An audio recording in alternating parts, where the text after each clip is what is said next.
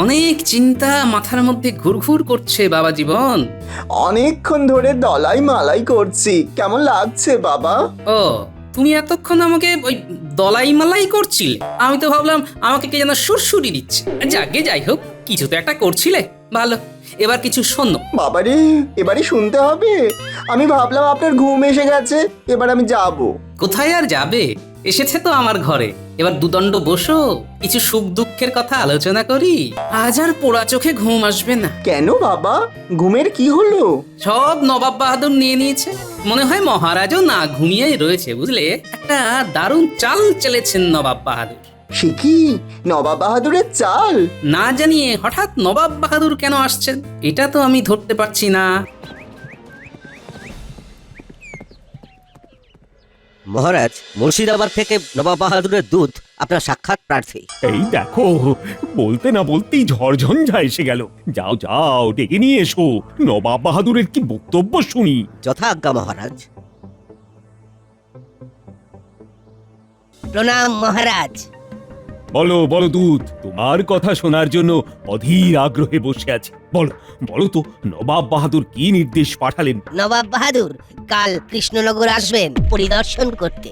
সর্বনাশ, কিরকম ধুরন্ধর দেখেছো! আমাকে সময় দিল না। কি যে মতলব আছে কে জানে। না, মুখে হাসি নিয়ে কথা বলতে হবে। বাহ বাহ বাহ বাহ, আগামীকালই আসবেন, তাহলে তো তোড়জোড় করে লাগতে হবে। তা দূত, তুমি এবার বিশ্রাম নাও। না, আমার বিশ্রাম নেওয়ার কোনো সময় নেই। আমার কাজ হলো আপনাকে জানানো হয়ে গেছে। এবার আমার যাওয়ার পালা। আপনার আজ্ঞা হলে আমি আসি। কি আর বলবো তোমায় দূত, তুমি তাহলে এসো। আর নবাব বাহাদুরকে আমার প্রণাম জানিও। নিশ্চয়ই মহারাজ, প্রণাম।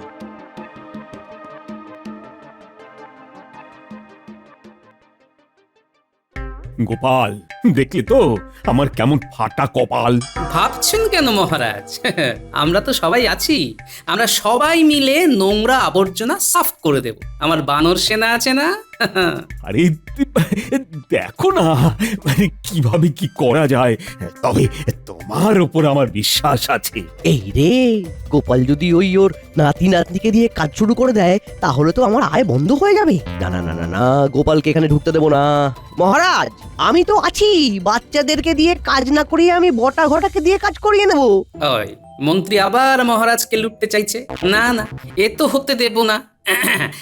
মন্ত্রী মশাই, বাচ্চারা শুধু একা নয়, বাচ্চা বুড়ো সবাই মিলে, এমনকি আমরা সভাসদরাও হাত লাগিয়ে আমাদের রাজ্যকে জঞ্জাল মুক্ত করব। মহারাজ, আজ আমাদের ছুটি দিয়ে দিন, আমরা সবাই কাজ শুরু করি। ঠিক আছে ঠিক আছে, তোমাদের আজ অর্ধ দিবস ছুটি দেওয়া হলো। এখন জঙ্গল সাফ করতে হবে বলে কিনা অর্ধ দিবস ছুটি। চলুন মন্ত্রী মশাই, আমরা সবাই দঙ্গল বেঁধে জঙ্গল সাফ করি। আমরা সাজাবো নতুন করে আমাদের এই রাজ্য। আজ সারা দিন ধরে আমরা করব এই কঠিন কার্য। কি হে উজির, কেমন বুঝছো? এতক্ষণ তো কৃষ্ণচন্দ্র তুরুক নাচন নাচতে লেগেছে। জাহাপানা, জাহাপানা, মহারাজ ভাবতেই পারবে না আমরা কেন কাল আচমকা যাব। দেখবো কৃষ্ণনগর কিরকম আছে, নোংরা না পরিষ্কার? নোংরাই থাকবে, পরিষ্কার করার সময় পাবে কি করে? অপরিষ্কার দেখবো আর কৃষ্ণচন্দ্রকে ধমকাবো। যত ধমক পাবে তত চমক পাবে, আর আমরা আমোদ পাবো। তারপর জাহাপানা ওই কৃষ্ণনগর থেকে কৃষ্ণচন্দ্রকে সরিয়ে আমাকে বসিয়ে দেবেন। একদম, আমার কথা আর কোনো নড়চড় হবে না। আমি আপনার কেনা গোলাম হয়ে থাকবো জাহাপানা। এখন কৃষ্ণচন্দ্র ছটপট করছে, খালি ভাবছে কাল কি হবে, কাল কি হবে।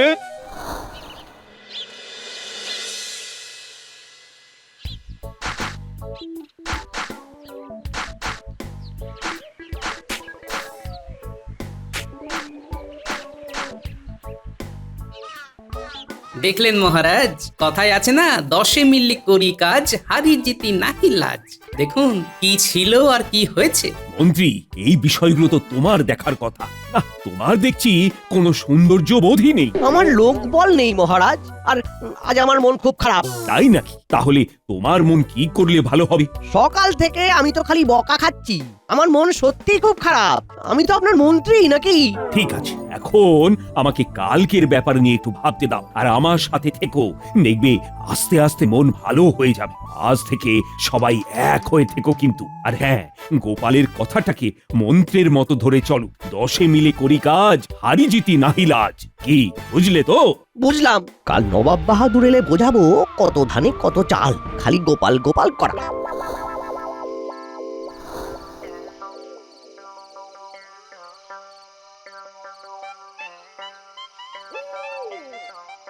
উফ, আজ গায়ে গতরে খুব ব্যথা হয়েছে, খুব খাটাখাটনি হয়েছে। অগিন্নি, দাও তো দেখি নারকল মুড়ি আর শরবত। বলি চোখে কি দেখতে পাও না? দেখছো তো সন্ধ্যে দিচ্ছি।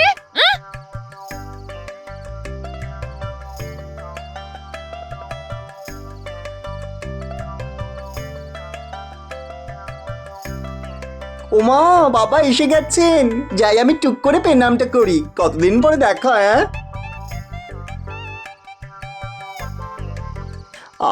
পেনাম করে কত সুখ, সারা শরীর ঠান্ডা হয়ে গেল। কতদিন পরে আপনাদের দেখলাম। হ্যাঁ? কতদিন মানে? এই তো 3 মাস আগে তুমি আমার ঘাট থেকে নামলে। এটা কি রকম কথা? বলি ভালো কথা মুখে আসে না না? 5টা নয় 10টা নয়, একটা মাত্র জামাই। বাবা, ওই 3টে মাস না আমার কাছে 3 বছরের সমান। আমি যে কি হারাচ্ছিলাম বুঝতেই পারছিলাম না, তাই আজ দুপুরে চলে এলাম টুকুস করে। বাবা বলুন, ভালো করিনি? খুব ভালো করেছো বাবা, এটা তোমার নিজের ঘর, যখন মন চাইবে তখন আসবে। উফ, কি আদিক খেতা। রোজগার তো করতে হয় না, শ্বশুর মশাইয়ের লঙ্গরখানা খোলা। তা আমার দিকটা দেখা হবে না নাকি? আপনাকে কি করতে হবে সেটা বলুন না বাবা, আমি তো আছি। আমার গায়ে গতরে খুব ব্যথা, বুঝলে? একটু দলাই মালাই করে দাও দেখি। আর গিন্নি, দাও দেখি আমাকে নারকল মুড়ি, আমি ঘরে যাচ্ছি। চলো বাবা জীবন, আমাকে দলাই মালাই করবে, চলো।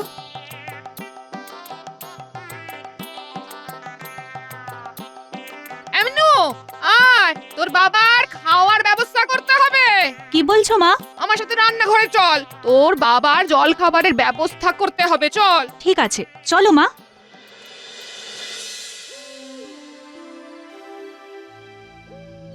রাত অনেক হয়েছে মহারাজ, এবার বিশ্রাম নিন। চিন্তায় ঘুম আসছে না রানী। ও, কাল যে কি হবে। কিছু চিন্তা করবেন না মহারাজ, সব ঠিক হয়ে যাবে। সময় সব ঠিক করে দেয় মহারাজ।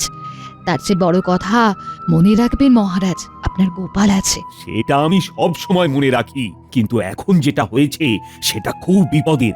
নবাব বাহাদুর কি অভিপ্রায় হঠাৎ কৃষ্ণনগরে আসছেন সেটাই বুঝতে পারছি না। আচ্ছা, শুধুই কি আমাকে বিপদে ফেলা? যদি নবাব বাহাদুর বিপদে ফেলবার জন্যই আসেন, তবুও তিনি আপনার কিচ্ছু করতে পারবেন না মহারাজ। হ্যাঁ, বলছো রানী? তাই যেন হয়, তাই যেন হয় বাবা।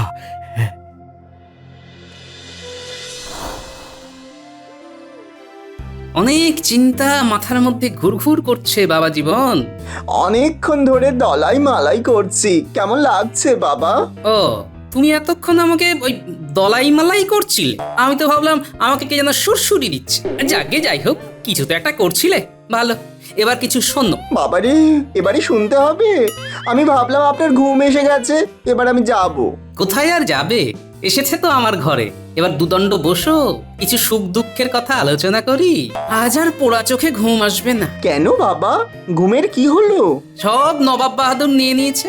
মনে হয় মহারাজও না ঘুমিয়েই রয়েছে, বুঝলে? একটা দারুণ চাল চেলেছেন নবাব বাহাদুর। সে কি নবাব বাহাদুরের চাল? না জানিয়ে হঠাৎ নবাব বাহাদুর কেন আসছেন, এটা তো আমি ধরতে পারছি না। কালকে আপনার সাথে আমি থাকতে পারি? ঠিক আছে, তাই থেকো। বলি সবাইকে তোমার মতো আকাশের তারা গুনে রাত কাটায়, হ্যাঁ? আর কিরকম বেআক্কেলে মানুষ, জামাইকে দিয়ে এত রাত পর্যন্ত গা হাত পা টের পালে। যাও বাবা, তুমি বিশ্রাম নাও। আসলে তোমার মাতা ঠাকুরানী কিঞ্চিত ঈর্ষা কাতর হয়ে পড়েছেন। এই তুমি আমার সেবা করলে, এই সেবাটা তো উনি আর নিতে পারছেন না, তাই আফসোস। যাও যাও বাবা জীবন, তুমি শুয়ে পড়ো, যাও। কি বলে? তুমি যেটা শুনলে। কৃষ্ণচন্দ্র, তোমার কাজকর্ম কিরকম চলছে সেটা সরেজমিনে দেখতে এলাম। তা কিরকম দেখছেন নবাব বাহাদুর? কি উজির, কিরকম দেখছো? দেখা তো সবে শুরু জাহাপানা। এখন তো অনেক কিছু দেখা বাকি। কি কি দেখা বাকি আছে তার একটা ফর্দ করে এনেছেন তো? কেন ফর্দ লাগবে কেন? মা হয়তো কোনোটা দেখা হলো না, না দেখে ফিরে গেলেন, পরে মনে পড়লো, তখন মনের কোণে আরো কত জায়গায় ব্যথা বেদনা হবে। ঠিক বলেছে বাবা জীবন। হ্যাঁ, ঠিকঠাক দেখে নেওয়াটা খুব জরুরি। এই বাবা জীবনটা কে গোপাল? আগে উনি আমার অর্ধাঙ্গিনীর বটবৃক্ষ নবাব বাহাদুর। কি বললে? অর্ধাঙ্গিনীর বটবৃক্ষ? সেটা কি? বাবা বাবা, বেশ জব্দ করেছে নবাব বাহাদুরকে। আগে বটবৃক্ষ হলো বট গাছ, আর বট গাছ এমন একটা গাছ যে গাছে সবাই আশ্রয় নেয়। থামো তুমি, আমাকে বট গাছ নিয়ে জ্ঞান দিচ্ছ? আমি জানি বট গাছে ছায়া সবাই বসে, কি আর নতুন কি, কিন্তু অর্ধাঙ্গিনীর বটবৃক্ষ মানেটা কি? ওই যে বললেন ছায়া, বট গাছের ছায়া, যে বট গাছ ছায়া দিয়ে আমার অর্ধাঙ্গিনীকে বড় করে আমার হাতে তুলে দিয়েছেন, আমিও তারই ছায়ায় আছি। আরো গুলিয়ে গেল জাহাপানা। তুমি খুব হিয়ালি করে কথা বলো। ভালো ভালো ভালো, আমি বুঝেছি, গোপাল তোমার শ্বশুর হয়। হ্যাঁ নবাব বাহাদুর। জাহাপানা, আমরা দেখতে এসেছি, কথা শুনতে নয়। হ্যাঁ হ্যাঁ, ঠিকই বলেছো, আমরা তোমার রাজ্যে ত্রুটি বিচ্যুতি দেখতে এসেছি। চলো দেখাও দেখাও। বিচ্যুতি কিছু কি পেয়েছেন নবাব বাহাদুর? বিচ্যুতি তো পেতেই হবে জাহাপানা। চলুন তো এবার নদীর ধারে। হ্যাঁ ঠিক বলেছো উজির, এই নদীর ধার দেখতে হবে। চলো কৃষ্ণচন্দ্র, তোমার নদীর ধার দেখবো। চলো চলো। নবাব বাহাদুর কি চাইছে সেটাই তো বুঝতে পারছি না। নবাব আর উজিরের মতিগতি তো ভালো দেখছি না। ওরা কোনো না কোনো উপায়ে মহারাজকে ছোট দেখাতে চায়। দেখি নবাব বাহাদুর আপনারা কত দূর যেতে পারেন। খেলাটা বেশ জমে গেছে, আমাকে নবাব বাহাদুরের পাশে দাঁড়াতে হবে।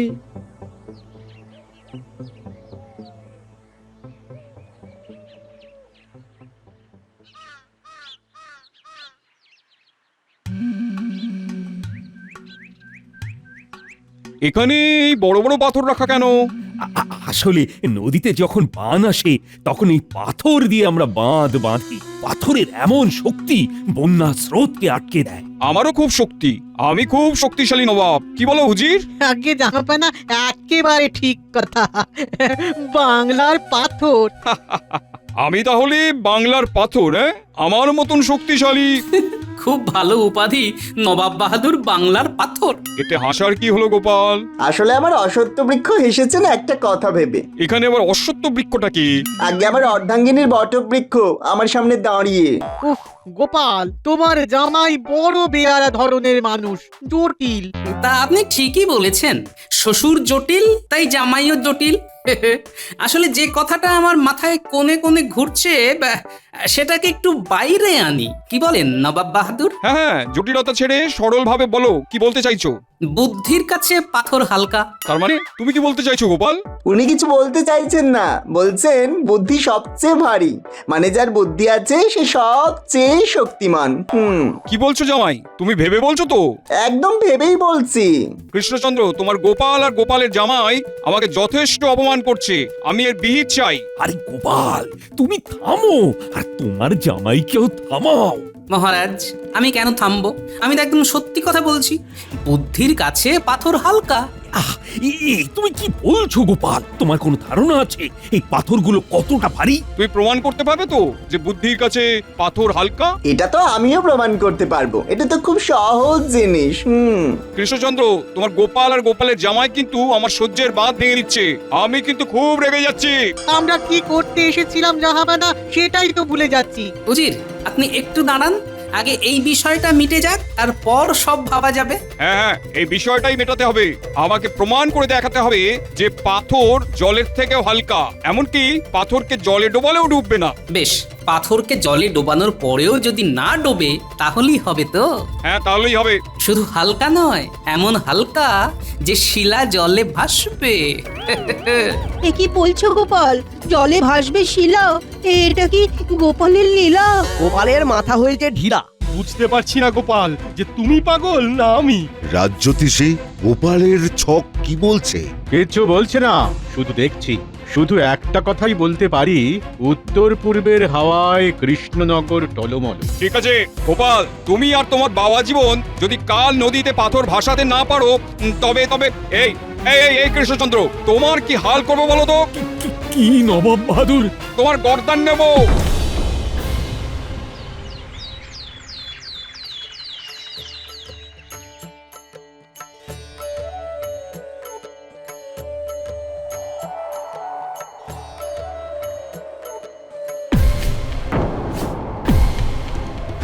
এ কি হলো? এ কি অমঙ্গল! দাসী, দাসী, মহারাজের কি কোনো বিপদ হলো? কি হয়েছে? কি হয়েছে রানীমা? কি হয়েছে? কি হয়েছে? দাসী, কোথাও কিছু নেই।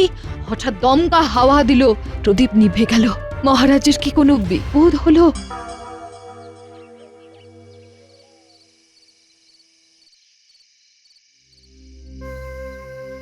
এটা তুমি কি করলে বলো তো গোপাল? তোমাদের দুজনের জন্য আমার এখন প্রাণ সংশয়। আমি যে কি করব? প্রাণ সংশয় হবে আপনার শত্রুর মহারাজ। আমাকে এখন নবাব বাহাদুরের পক্ষ নিতে হবে। কাল তো মহারাজের মোটামুটি শেষ দিন। তাহলে আমি এখন আসি মহারাজ। আমার মিষ্টি বউটা অনেকক্ষণ একা একা আছে, আমি ওর কাছে না গেলে ও খুব ভয় পায়। সে কি মন্ত্রী, তুমি আমাকে একা ফেলে চলে যাবে? তুমি না আমার মন্ত্রী, আমার বিপদে এইভাবে একা ফেলে যেতে পারবে? যে আপনাকে বিপদে ফেলেছে সে আপনার পাশে আছে তো মহারাজ। আপনার সাথে থেকে কেন নবাব বাহাদুরের বিরাগ ভাজন হই? প্রণাম মহারাজ।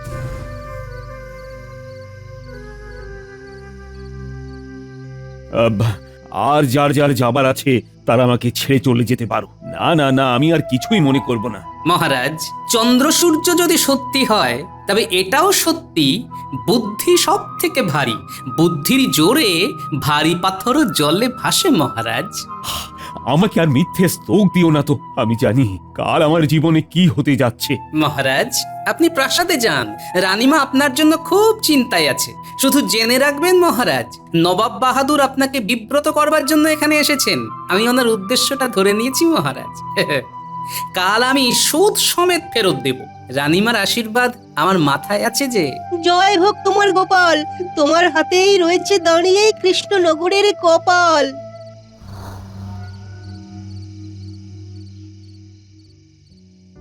আমার এখন আর ভয় করছে না মহারাজ, কারণ গোপাল হয়কে নয় করতে পারে, আর গোপাল সেটা করবেই। হ্যাঁ, তুমি এতটা নিশ্চিত যে গোপাল পারবে? পারবেই। আমার সিঁথির সিঁদুর গোপাল ঠিক রক্ষা করবে মহারাজ, দেখবেন।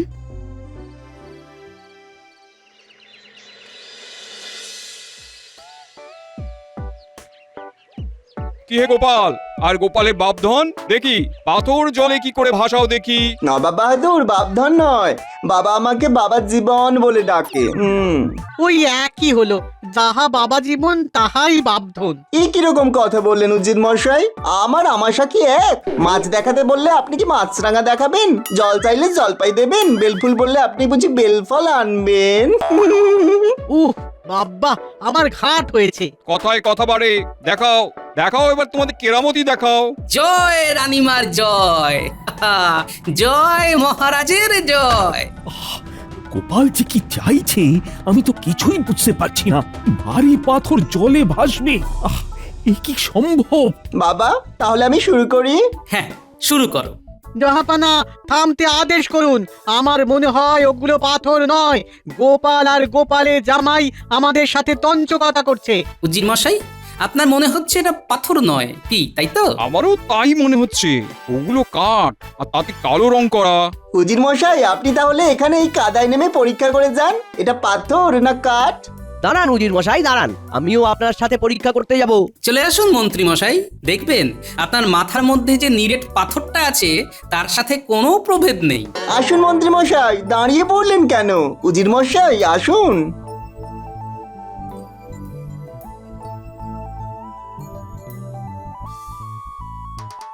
না জাহাপানা, পাথর। ব্যাস হয়ে গেছে, এবার জলে ভাসাই। হ্যাঁ, এসো গো পুটির বাবা, পুটি, ন্যাপলা, গুলটে, সেনাপতি।